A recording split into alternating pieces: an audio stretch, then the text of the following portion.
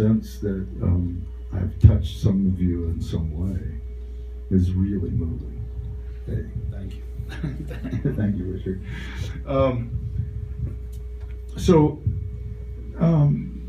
There have been, as I was thinking about this thing, I thought about all kinds of things and all kinds of things to say.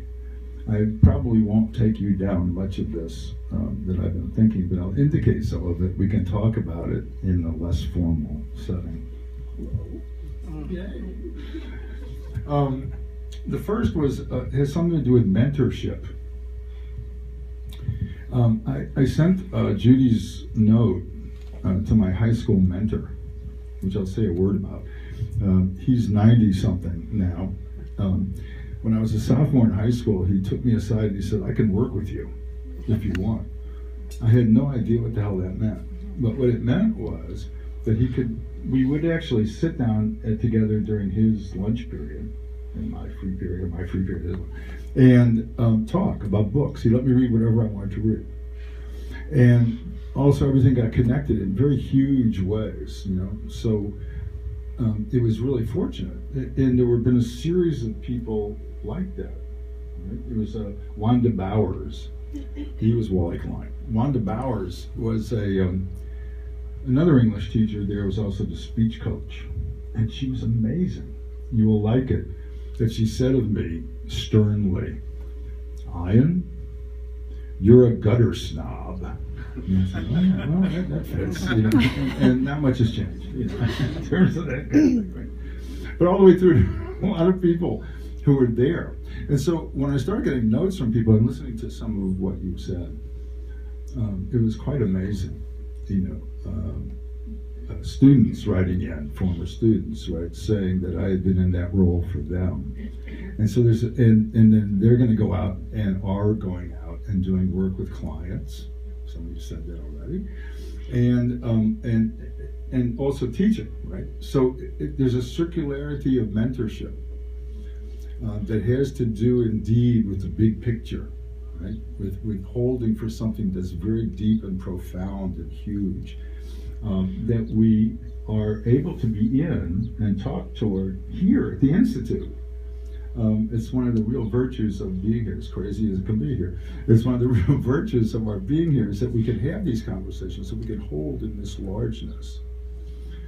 So then the other thing that's about teaching and learning and that mutuality of learning that takes place when we sit down, students and me, in which I'm learning, they're learning, and we're passing that thing back and forth. It's huge.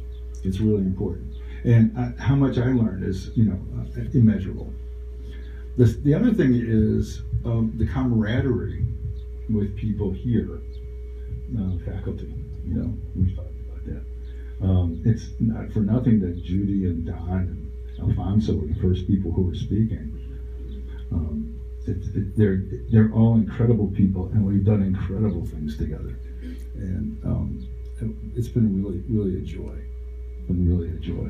And we keep doing, and we all promised each other we're going to keep doing things together, and that's exciting. And everybody else who we've talked about, me bumping up against. I'll tell you a story. So when you were talking, and there's a story. We were in Tobago, and we had driven up in some Jeep to some small town in Tobago, and this guy. We said, okay, listen, thanks for the ride. We'll give you let's have a drink. So we go into this bar, and it's all locals, right? And so one guy lifts up his shirt and goes, ah! And runs across the room and pops bellies. And so a few of those go down, and I guess I'm loose enough and juiced enough that I lift up my shirt, run across the room, ah! Totally scaring the locals out of their wits. Oh, I should say, of course, two things. The unspoken thing in the room, right? Yes, dying. Yes, cancer. But not yet. So this is not the bye-bye iron forever party. And you may have confused them, right? That's probably why you're here. But that's important, right? It's been really weird these last 9 months or so, because I've been really messed up at different times with different treatments and with the progression of the disease. That said, it's also been a wonderful time. Right? I mean, it was surprising because, I got a leave of absence medical, and I thought, oh man, this is a good head start for where I'm going to go next. Well, let that not be true in some regards. But the other thing is, to be up against it in that way is amazing. I've done some fabulous writing, fortunately. And my collaborations continue. Amazing. Right? Alfonso and I have done some stuff, man, and we're going to keep doing stuff. And other people too, We've done stuff. Oh yeah, I mean, collaboration, right? We made a policy last week. Judy and I started cooking a policy. I said, what are we doing, man? I'm out of here in 2 weeks, right? I'm still policy making, crazy. And so with that, these amazing revelations as well. I can tell you this, I won't read you this stuff. I was going to. I got great stuff to read. Great stuff to read. But I won't, unless we do it later.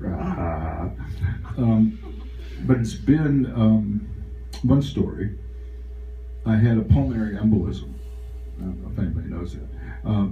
And so I woke up one day and I couldn't walk, kind of thing. But I walked anyhow, being me. And I even tried to come in and deal with it to a seminar. It was a disaster but, for me personally. But I tried. And but I walked up. We were this time of year, in Golden Gate Park. There's rhododendron dell. You probably know it. And this is the time to go, right? Because all these rhododendrons are huge. And so I found myself in front of this one rhododendron. I couldn't walk. I mean, literally couldn't walk. A little slight incline. I got there to this plant, and I'm standing there with this plant. Unbelievable.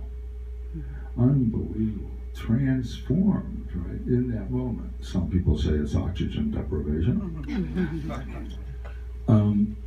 It was amazing.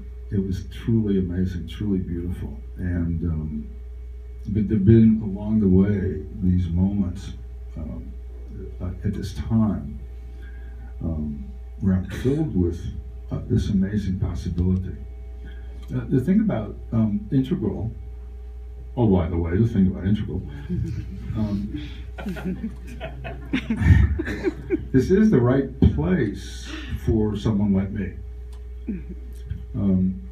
Integral means so many things together, and putting things together, right? That old idea of putting together that which had formerly been thought of as disparate, and so forth and so on. But writing toward that in real ways, in deep ways, right? How do we?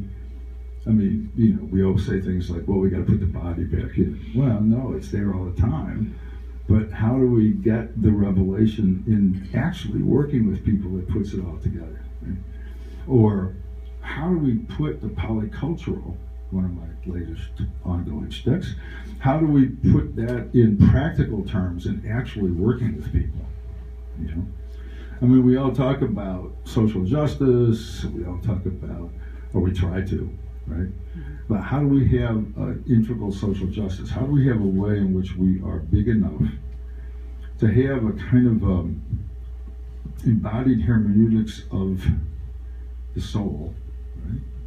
In which feeling is just there, and we are just there, but we realize that what we're doing together when we sit down and talk about things from a polycultural point of view, that we are making new bodies, and we're making new possibilities for humanity.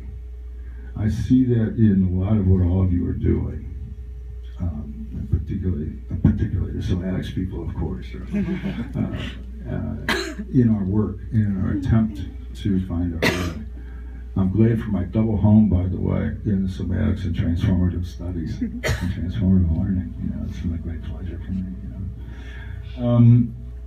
Let's see, I can go on and on. I think I won't, but let me just look over what I have here. I'm going to tell you something. I think I'll tell you something about. Oh, I'll tell you two things. Yeah, why not? I ain't no fool. I'll take the chance. Okay. Two things. If you get a chance, go to Monterey Bay for the aquarium there. There are there's an amazing show there. It's called Tentacles. And it's cuttlefish. You ever been around cuttlefish? I mean, they're amazing. I've never been around cuttlefish. These guys come up at you with, they look like little elephants, with multiple tusks. I expect to have a picture of that up in Jim's office. They're really amazing. Right? And chambered nautiluses. You know about chambered nautiluses? Have you seen them? Many people have seen the shells, right? There's that shell that spirals, and it's a Fibonacci number, right, and all that kind of mathematical stuff. But when you see the live animal, it's extraordinary. It's this weird hunk of shell coming through, coming along, and they're 500,000 years old. 500,000 years old, man. Can you dig that, right? Well, we went down to Monterey and we saw it, right? And you should see them. I mean, they're amazing. I mean, I can't believe it, right? This 500,000-year-old thing is right there. Bye. And good time to get out. It gets worse. Well, just to say, this is a Jim Ryan build on that, right? So we left there, and down there is, right next to the aquarium, is Doc Ricketts' laboratory. Those of you who don't know, Doc Ricketts and Steinberg, we got to make everything Jewish. And Steinbeck went down to the Sea of Cortez, right, gathering animals together. And they wrote a book about that. It's one of the best books, man. And I got back to it. And I also got back to Cannery Row, which I hadn't read. And so it's that kind of, just to say, it's that kind of excitement and enthusiasm about living and learning that I hope, hey man, how are you? That I hope I've had a chance to pass on a little bit. Blah, blah. Yeah. A few words, and I'll stop. I'll stop on Dizzy Gillespie. But I just wrote an article, chapter, for this book that Alfonso got me in. I found myself swimming around in madness for a couple of months. The last section is called The Dance of Complexity. And it starts with a quote from Alfonso, which is, "Life in a complex world, and a life which reflects and values the complexity of both self and world, requires the ability to improvise, to deal with, and indeed to create the unforeseen, the surprise." Wow. Good work, man. And so I say, I'll read you maybe 3 paragraphs. "This is a time in which syncretisms abound. We draw from many traditions, ancient and current, that are multiply influenced in our feeling and beliefs. Images of roles and virtues and right living are drawn from various sources, held sometimes conflictually, sometimes confluently. In this situation, we need to develop new pedagogies and practices of daily creativity. What we can move toward now is a new sense of human becoming that will be grounded in play, everyday creativity, mutual participation, and a sense of the polycultural." Skip a little bit. "In this new vision, we are called upon to participate in the emergence of different senses of the human enterprise. Martinican poet and essayist Edouard Glissant suggests that there is a great opportunity here when he says, if we rediscovered the fact that we can change through exchange with others, without losing ourselves or our true nature, then we were able to grasp what I would like to call worldness, which is our common condition today." work.